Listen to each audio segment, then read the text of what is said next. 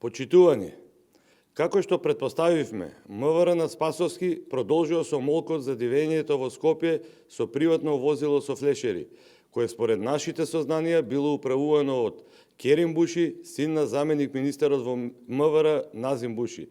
Како што веќе рековме, ќе продолжиме да објавуваме детали. Уште еднаш прашуваме дали регистарските ознаки СК 0202 АП, кои биле официјални таблички на Мерцедес со флешери, сега постојат.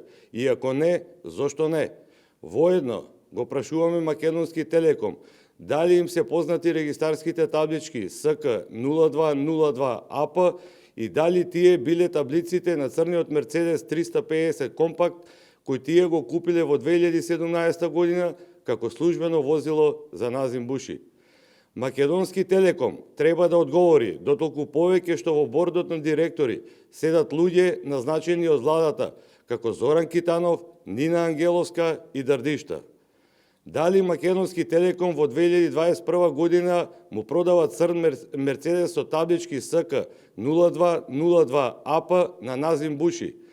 Ова се лесно проверливи работи и очекуваме одговор.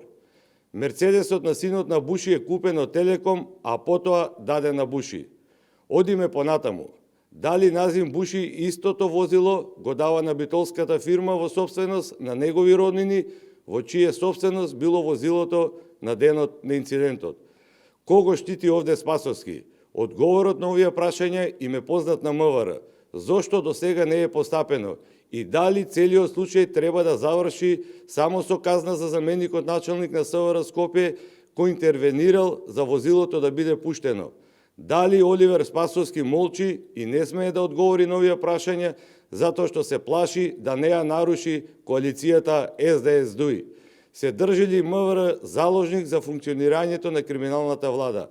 Наместо затешкување на случајот со казна за полициски службеници, веднаш оставки од Назим Буши и Оливер Спасовски. Ви благодарам.